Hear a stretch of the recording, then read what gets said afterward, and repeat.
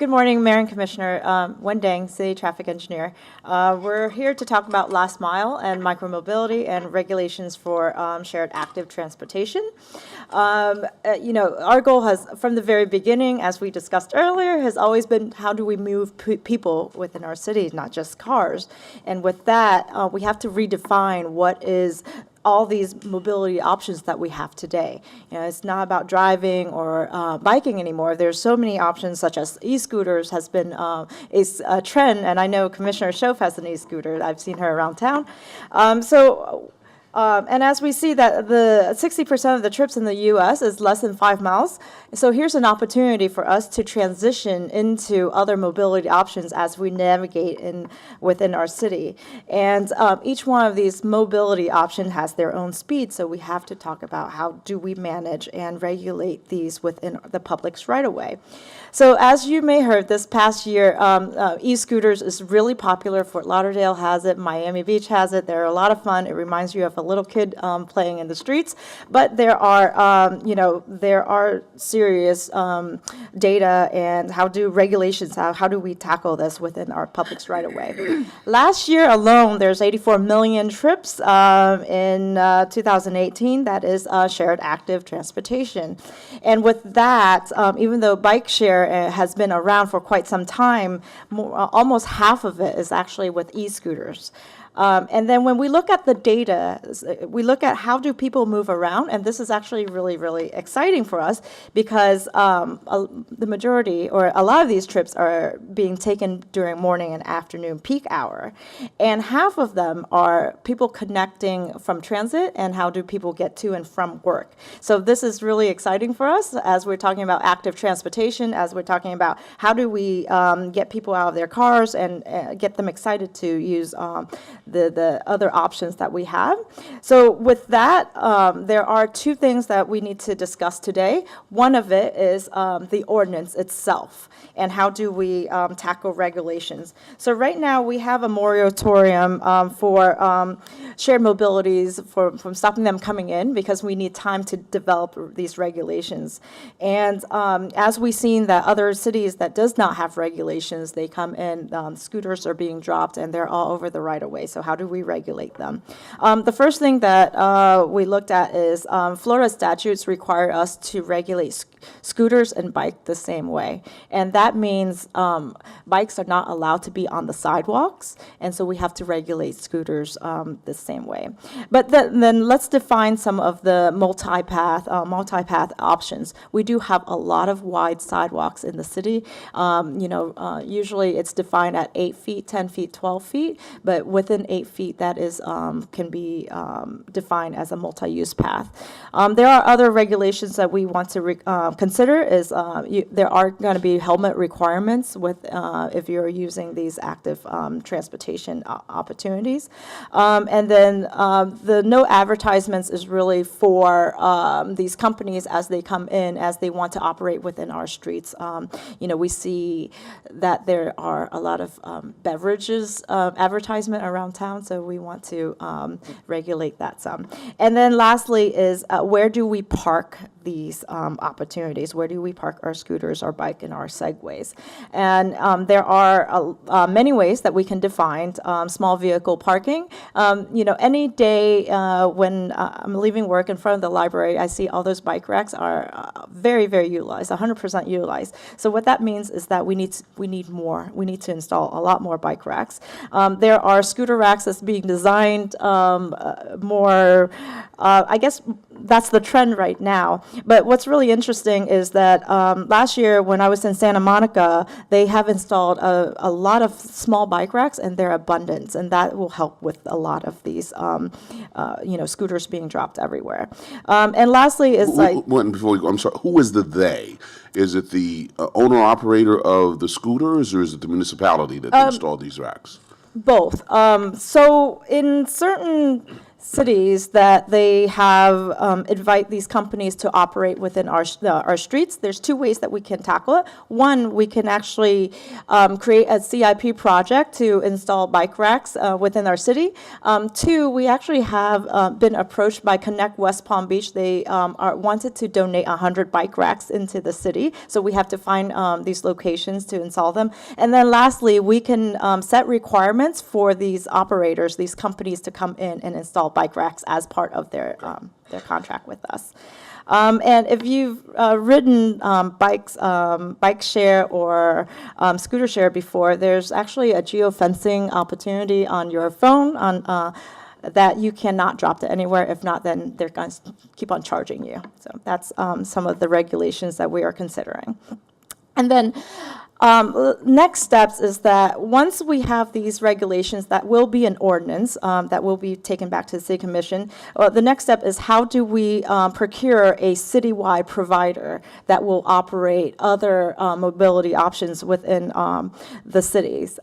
So when we're looking at this, we're proposing to issue an RFQ as we select provider to rank 3 and select 1, because management is everything. Other cities, such as City of Fort Lauderdale, has just recently has a permit program, and we've seen that they've been having a little bit of an issue, and that's their feedback to us, is that from a management situation, it was hard for them to manage. Of course, we're asking for a 1-year probational period, performance period, and the contract is very standard with any of our other contract for 3-year with 2 1-year renewal. Some of the provisions within the contract that we're asking for is operational oversight. We are within hurricane season right now, so there should be some language in there that says, you should pull your bikes back and pull these scooters back if we're in our hurricane watch.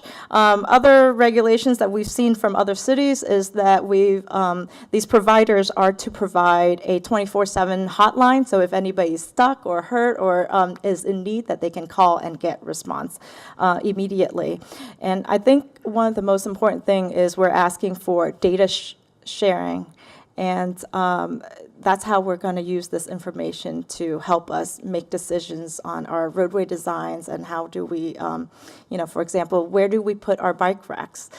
We don't have that data right now. Right now it's from a visual. So if we have these trips and we know where people are interested in parking these shared mobility options, then we know where to install additional bike racks. Well, before you move off this slide, so we're looking for one provider to provide bikes, e-bikes, e-scooters? Right. Okay. So that's what the RFQ will be going out looking for. Yes, Mayor. But it doesn't have to be the same company. Presumably, they can match up with a team. Okay. All right. We're looking for a team, because what we're afraid of is that because scooters are so popular right now, that they're only going to provide scooters, but we want different modes of transportation, different opportunities and options for everybody to use. And I think what's really exciting is actually e-bikes. Have you guys ever ridden e-bikes? They're so luxurious. But it's you're not sweating. I know Florida is very hot. When you're at a stop sign, you can actually stop and then catch up speed and continue on to your trip. So we definitely want all options within the city, and a team of providers will help us achieve that. And then part of our working group that we're just to let everybody know, we're part of NACTA, which is the National Association for City Transportation Officials, and part of this working group is, these are some of the recommendations that we really want to provide an equity program. We want to ensure that it's very similar to LADOT or something like that, where it's a voucher program back to the low-income neighborhood, and as we help those are in need get access to mobility options. The other piece to it is that there got to be a community engagement engagement program with this. Working with Vision Zero, we need to educate people about helmet safety and where is the safe place for them to ride. And even if we give out free helmets, as we did 500 in this last community fair, I think these public information and community engagement is very important with this. And part of, at the end of the day, like, how do we fund it? And these providers have a lot of experience with other cities. And what we've seen in other cities is that they capture $1 a ride within a limit, and that dollar goes into funding these other equity programs and back to our communities. And really, the next step for us, obviously, we're here to get feedback from all the commissioners and the mayor on if what we'd like to see in addition. But the next step is for us to take the ordinance itself into the final version for adoption. We have to issue the RFQ. And then we want to start developing capital improvement projects. It is budget season for all of us in engineering. How do we work with Connect West Palm Beach to get these 100 bike racks installed within the city, and developed an equity program. And then lastly, I'd like to say we need to assign a staff, and because we have been reacting as this is a free market for a lot of these companies. They're multi-million-dollar companies, and for us, we need to look at how we can look at not only trolley management but micromobility management within the city, because it's a new trend for us. All right, thank you. I'm sorry, is that? Yeah, that's the last slide. Okay, well, sometime the last slide says questions with a question mark. I didn't see that slide, so I was just curious. Didn't want to get ahead of myself. Thank you for the presentation. I think it was very good. Timing. How long will it take to come up with an RFQ? Go ahead. Okay, so the ordinance and the RFQ has already been drafted. So we're working with Nancy and Lal right now. Obviously, we're looking to spend a little more time getting feedback from each one of the commissioners and the mayor to see what we'd like to see. But at this point, we do have a draft that we're working on. And what are your thoughts about a pilot program? I think when we're doing a pilot program, we have to be prepared for success or failure. That's part of the pilot. And the effort that is required for us to do a pilot versus issuing RFQ is the same amount of effort. Part of the recommendation here with the 1-year probational performance period is indeed take into consideration of the pilot program. If for any reason that this provider or this team of provider doesn't work, we still have 2 other ranked teams that we can work with. Commissioners? Commissioner Peduzzi. I'm fairly new to this whole process, but I am the city's representative to the Palm Beach Transportation Planning Agency. Do we work at all with them, or are they involved? Do we have any sort of relationship when it comes to planning, these alternate forms of mobility with the TPA? Yes, I am also part of the technical advisory committee for the Palm Beach TPA. We do, the next step for us is we typically do presentation to the Palm Beach TPA and their staff and these. But we typically work with them, for example, building out the bike network or developing a mobility strategies. They are not part of our working group here with micromobility. We do have a very small working group with, Raphael was part of our initial conversation. We sent staff to the city of Austin as we are part of NACTO themselves as part of that working group. So the city transportation working group is working with the city of Austin, city of Portland, all these cities that have experiences managing these mobility options, and they shared, lessons learned and ideas with us. And from there, we capture all those feedback and we develop these regulations. Madam President. Thank you, Mayor.